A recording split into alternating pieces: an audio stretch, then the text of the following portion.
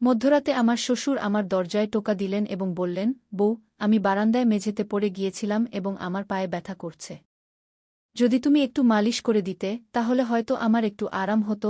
তখন আমি আমার শ্বশুরকে বললাম, আপনার আঘাত লেগেছে, তাই এতটুকু তো আমাকে করতেই হবে কি। এরপর আমি আমার শ্বশুরকে আমার বিছানায় শুইয়ে দিলাম এবং তার পায়ের আঘাতে একটু তেল নিয়ে মালিশ করতে লাগলাম। এরপর যা ঘটেছিল তা কেউ কল্পনাও করতে পারবে না, কারণ এরপর আমার জীবন সম্পূর্ণভাবে বদলে গিয়েছিল। বন্ধুরা, আজকের এই মোহনীয় গল্পে আপনাদের সবাইকে স্বাগতম। আমার বিয়ের মাত্র 10 মাস পরই আমার স্বামী হঠাৎ একটি সড়ক দুর্ঘটনায় মারা যান। আমার ভাই অনেক কষ্টে এখানে সেখানে থেকে ঋণ নিয়ে কোনোমতে আমার বিয়ে করিয়েছিলেন, কিন্তু 10 মাসের মধ্যেই আমি আবার আমার মায়ের বাড়িতে ফিরে আসি। আমার মায়ের বাড়িতে আমার মা ছিলেন না, তাই আমি খুব ভয় পেতাম যে যদি আমার ভাবি কিছু বলে তাহলে আমি কার আঁচলে মুখ লুকাব। আমার মা বাবা ছিলেন না, তাই ভয় আরও বেশি ছিল। এরপর হঠাৎ একদিন আমার শ্বশুর আমাদের বাড়িতে আসেন এবং আমার ভাইকে বলেন যে তিনি আমাকে আবার তার বাড়িতে নিয়ে যেতে চান। আমার ভাবি সঙ্গে সঙ্গে হ্যাঁ বলে দিলেন, কিন্তু আমার ভাই বললেন, এখন আপনার ছেলে নেই, তাহলে আপনি আমার বোনকে কেন নিয়ে যেতে চান? এতে আমার ভাবি ভাইয়ের সঙ্গে তর্ক শুরু করে দিলেন এবং বললেন, এতে এত ভাবার কি আছে? তিনি বলছেন যে তিনি তাকে নিয়ে যেতে চান, তাহলে নিয়ে যেতে দিন। তিনি তাদের বাড়ির বউ, ছেলে মারা গেছে তাতে কি? সে তার শ্বশুর বাড়ি যেতে পারে গু। ভাবির এই ঝগড়ার পর ভাই কিছু না জিজ্ঞাসা করেই বললেন, যদি আমার বোন সেখানে খুশি থাকে তাহলে একজন ভাই হিসেবে আমি খুশি হব। আপনি তাকে নিয়ে যান। এরপর আমার শ্বশুর আমাকে বললেন, চলো, কাপড় নিয়ে আসো। আমি আমার ভাবির সব অত্যাচার সহ্য করে আমার শ্বশুরের বাড়ি যাওয়ার সিদ্ধান্ত নিলাম। সেখানে পৌঁছে আমি আমার রুমে কাপড় বদলাচ্ছিলাম, তখনই আমার শ্বশুর এসে বললেন, বউ, 1 কাপ চা বানিয়ে দাও। আমি দ্রুত রান্নাঘরে গিয়ে চা বানালাম। চা পান করার সময় তিনি বললেন, বউ, তুমি কি জানো এই বাড়িতে আমি একেবারে একা? আমার ছেলে ছিল একমাত্র সন্তান, আর তোমার স্বামীও চলে গেছেন। তাই আমি তোমাকে এখানে নিয়ে এসেছি, যাতে আমার মনে হয় আমি এখানে একা নই। গিয়ে আমি বললাম, পিতাজি, আপনি একেবারে চিন্তা করবেন না। আমি তো আপনার মেয়ের মতো, আর সবসময় আপনার সঙ্গে থাকব। এরপর আমার শ্বশুর বললেন, আমি জানি তুমি আমার সঙ্গে থাকবে, কারণ তোমার ভাবি তোমাকে মায়ের বাড়িতে কখনো শান্তিতে থাকতে দেবে না। এইভাবে কিছু দিন কেটে গেল। 4 মাস পর এক রাতে আমি আমার রুমে ঘুমাচ্ছিলাম, তখন মধ্যরাতে কেউ আমার দরজায় টোকা দিল।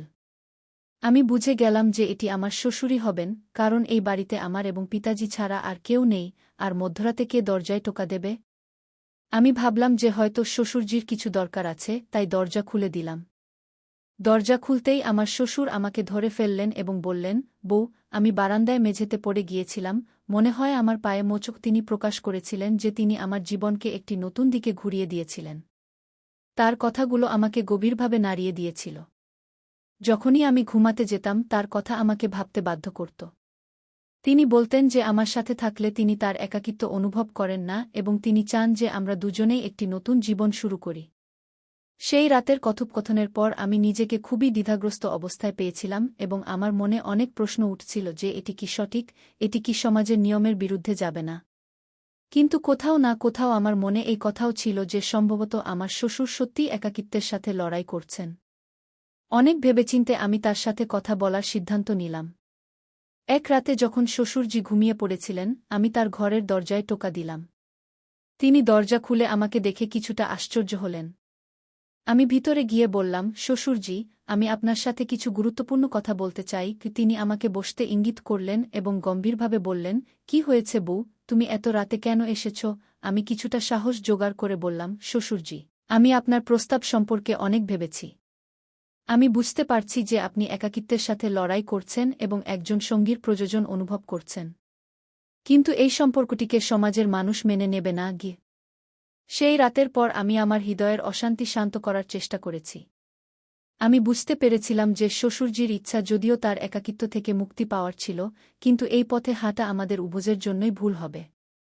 আমাকে আমার জীবনের দিক নির্ধারণ করতে হবে এবং আমি স্থির করলাম যে এখন আমি আমার জীবনের হাল নিজেই ধরব। পরের সকালে আমি আমার ভাইকে ফোন করলাম এবং তার সাথে দেখা করার ইচ্ছা প্রকাশ করলাম। আমি জানতাম যে আমাকে আমার অবস্থা সম্পর্কে তার সাথে কথা বলতে হবে, তা যতই কঠিন হোক না কেন। ভাই আমাকে দেখা করতে বললেন এবং আমি তার সাথে দেখা করার জন্য প্রস্তুত হলাম। যখন আমি মায়ের বাড়িতে পৌঁছালাম, ভাই আমার মুখের উৎকণ্ঠা বুঝতে পারলেন। আমি তাকে সবকিছু বললাম, শ্বশুরজির কথা, তার অনুভূতি এবং আমার মনের বোঝা। ভাইজি আমার কথা মনোযোগ দিয়ে শুনলেন এবং একটি গভীর শ্বাস নিয়ে বললেন, বোন, এটি একটি কঠিন সময়, কিন্তু আমি সবসময় তোমার সাথে আছি। তুমি সঠিক সিদ্ধান্ত নিয়েছ। তুমি তোমার মর্যাদা বজায় রেখেছ এবং তোমার আত্মসম্মানকে আঘাত করতে দাওনি। এখন তোমাকে কি করতে হবে তা তোমার উপর নির্ভর করে। কি তার কথা শুনে আমার মন হালকা হল। আমি ভাইয়াকে বললাম, আমি এখন আমার জীবনকে নতুন করে শুরু করতে চাই। আমাকে আমার নিজের পায়ে দাঁড়াতে হবে এবং নিজের জন্য একটি পথ তৈরি করতে হবে। আমি পড়াশোনায় মন দেব এবং একটি নতুন শুরু করব। ভাইজি আমার কথার সমর্থন দিলেন এবং বললেন, এটি তোমার জীবন এবং তুমি যে সিদ্ধান্তই নাও, আমি তোমার সাথে আছি। আমি ভাইয়াকে বলে বিদায় নিলাম যে আমি শীঘ্রই একটি নতুন শহরে গিয়ে আমার পড়াশোনা এবং ক্যারিয়ারে মনোনিবেশ করব। এখন আমার প্রাথমিকতা ছিল যে আমি এমন একটি জীবন গড়ে তুলব যেখানে আমি নিজেকে সম্মানিত অনুভব করতে পারি। বাড়ি ফিরে আমি শ্বশুরজির সাথে কথা বললাম। আমি তাকে বললাম, পিতাজি, আমি এখন এই ঘর ছেড়ে যেতে চাই। আমাকে আমার জীবনকে পুনরায় গড়ে তুলতে হবে। আমি জানি আপনি একা, কিন্তু এখন আপনাকেও আপনার জীবনে পরিবর্তন আনতে হবে। আমাদের উভয়কেই এগিয়ে যেতে হবে। কি শ্বশুরজি আমাকে গভীর দৃষ্টিতে দেখলেন এবং ধীরে ধীরে বললেন, তুমি ঠিক বলছ বউ। আমি আমার একাকিত্বের সঠিক এবং ভুলের মান হারিয়ে ফেলেছিলাম। আমার তোমার সাহায্য প্রয়োজন ছিল, কিন্তু এখন আমি বুঝতে পারছি যে আমাদের নিজ নিজ পথে চলতে হবে। আমি তোমার সিদ্ধান্তকে সম্মান করি। সেই দিন আমি আমার অবশিষ্ট জিনিসপত্র গুছিয়ে নিলাম এবং শ্বশুরবাড়িকে চিরতরে বিদায় জানালাম। আমি নিজেকে প্রতিশ্রুতি দিলাম যে এখন আমি আমার জীবনকে আমার স্বপ্ন অনুযায়ী গড়ে তুলব। কয়েক মাসের মধ্যে আমি একটি নতুন শহরে ভর্তি হলাম যেখানে আমি আমার পড়াশোনা সম্পন্ন করলাম এবং একটি সম্মানিত চাকরি পেলাম। আমি গর্বিত ছিলাম যে আমি প্রতিটি কঠিন পরিস্থিতির মুখোমুখি হয়েছি এবং আমার আত্মসম্মান বজায় রেখেছি।